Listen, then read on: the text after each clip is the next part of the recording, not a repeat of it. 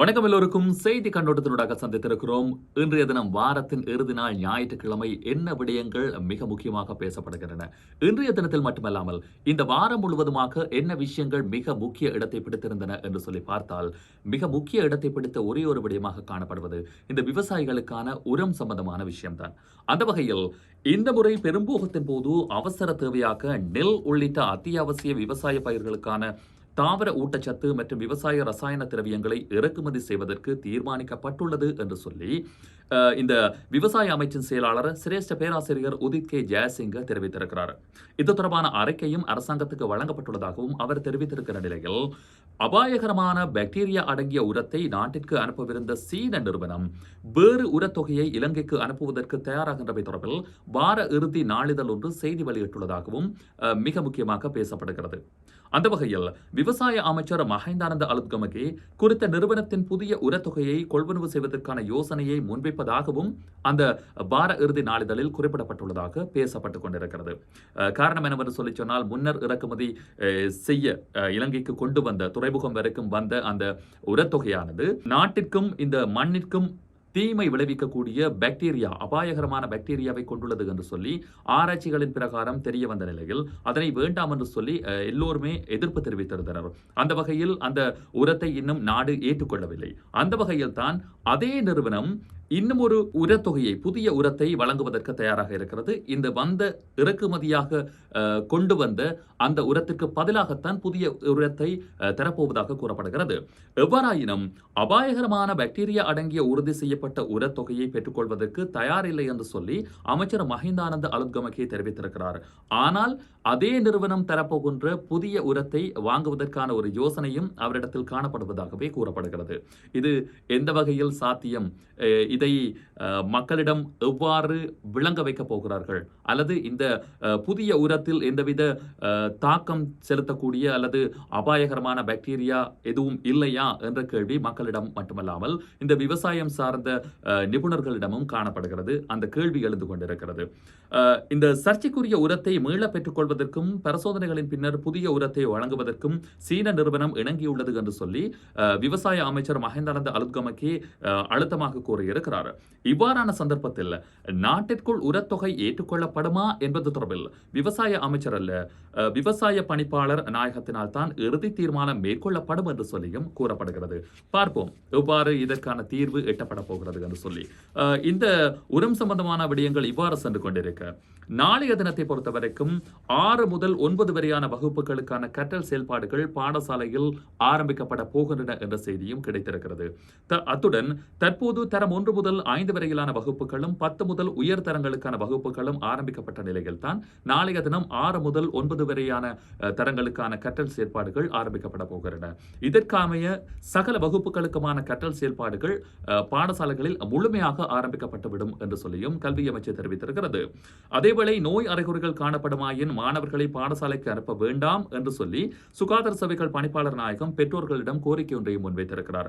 உண்மைதான், ஒரு மாணவருக்கு உடல்நிலை ஏதாவது சரியில்லை என்று சொல்லி தோன்றினால் மறந்து போய் தன்னும் நீங்கள் அந்த மாணவரை பாடசாலைக்கு அனுப்பிவிடாதீர்கள். ஏனென்று சொல்லி சொன்னால், தற்போது காணப்படுகின்ற இந்த நெருக்கடியான சூழ்நிலையில் அவ்வாறான ஒரு செயல்பாட்டை முன்னெடுத்தால் சில வேளைகளில் அந்த மாணவருக்கு ஏதேனும் வகையில் தொற்று ஏற்பட்டிருந்தால் அது அந்த பாடசாலையில் உள்ள அத்தனை மாணவர்களுக்கும் தொற்றாகிவிடும்.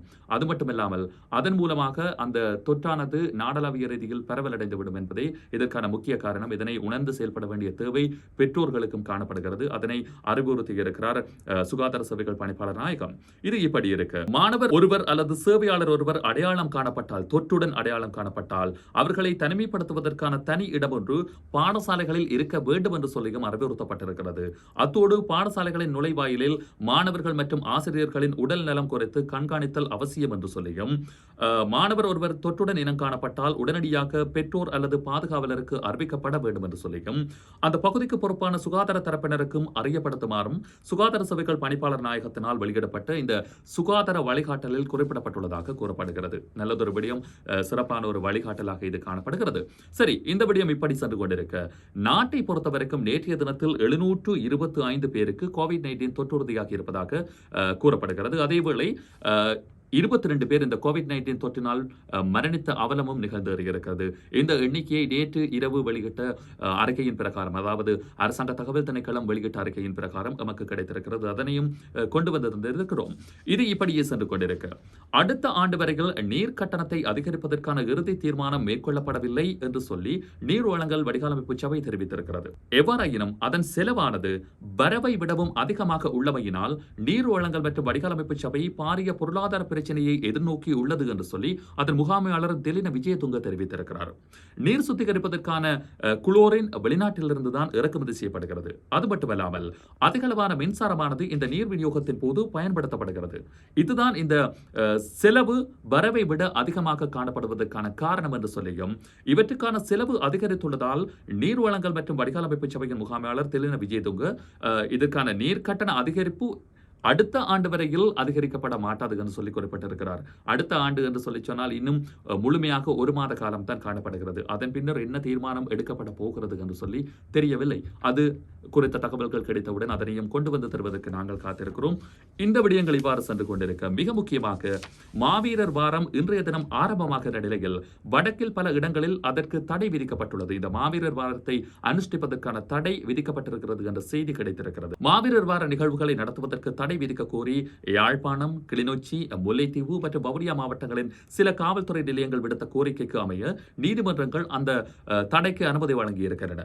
இதன்படி கிளிநொச்சி மாவட்டத்தில் 51 பேருக்கு மாவீரர் தின நிகழ்வுகளை நடத்துவதற்கு தடை விதித்து கிளிநொச்சி மாவட்ட நீதிவான் நீதிமன்றம் உத்தரவு ஒன்றை பிறப்பித்திருக்கிறது. அதேவேளை கோப்பாய் மற்றும் யாழ்ப்பாண காவல்துறை அதிகார பிரிவுகளுக்கு உட்பட்ட பகுதிகளிலும் மாவீரர் நினைவு தின நிகழ்வுகளை நடத்துவதற்கு நீதிமன்றம் தடை உத்தரவை பிறப்பித்துள்ளதாகவும், முன்னதாக முல்லைத்தீவு, முள்ளியவளை மற்றும் வவுனியா காவல்துறை பிரிவுகளிலும் சிலருக்கு மாவீரர் தின நிகழ்வுகளை நடத்த நீதிமன்றங்கள் தடை உத்தரவை பிறப்பித்திருந்தமையும் இங்கே குறிப்பிட்டு சொல்லக்கூடியதாக காணப்படுகிறது.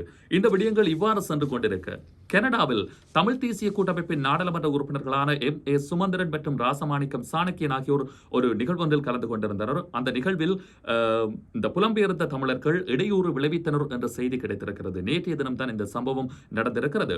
கனடாவில் உள்ள தமிழ் தேசிய கூட்டமைப்பின் கிளை அமைப்பினால் ஒழுங்கு செய்யப்பட்டிருந்த இந்த கூட்டம் டொரண்டோவில் நேற்றைய தினம் இடம்பெற்ற நிலையில் M.A. சுமந்திரன் கூட்டத்தில் உரையாற்றும் போது மண்டபத்தினுள் பிரவேசித்த இந்த எதிர்ப்பாளர்கள் கூட்டத்திற்கு இடையூறு ஏற்படுத்தியதாகவும், அத்தோடு புலம்பெயர்ந்த அந்த தமிழர்கள் விடுதலை புலிகள் இயக்கத்தின் கொடிகளை ஒத்த கொடிகளை சுமந்தவாறு மண்டபத்திற்கு வெளியே ஆர்ப்பாட்டத்தை முன்னெடுத்ததாகவும், தங்களுக்கு அரசியல் தீர்வு தேவை இல்லை என்று சொல்லியும் தனித்தமிழீழமே தீர்வாக அமைய வேண்டும் என்று சொல்லியும் அவர்கள் கோஷம் எழுப்பியதாகவும், இதனால் கனடா காவல்துறையினர் சம்பவ இடத்திற்கு வரவழைக்கப்பட்டதாகவும் கூறப்படுகிறது.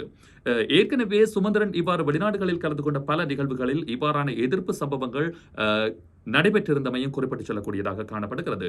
இதற்கான காரணமாக நாடாளுமன்ற உறுப்பினர் M.A. சுமந்திரன் சிங்கள மக்களுக்கு ஆதரவாளராக செயல்படுகிறார் என்று இந்த எதிர்ப்பாளர்கள் குற்றம் சுமத்துவதாகவும் கூறப்படுகிறது. இவைதான் இன்றைய தினத்தை பொறுத்தவரைக்கும் மிக முக்கிய இடத்தை பிடித்த செய்திகளாக காணப்படுகின்றன. அவற்றை கொண்டு வந்து தந்திருந்தோம் இந்த காணொலியில். மீண்டும் நாங்கள் நாளைய தினம் மற்றும் ஒரு செய்தி கண்ணோட்டத்தில் சந்திப்போம். அதுவரை உங்களிடமிருந்து நன்றி, வணக்கம்.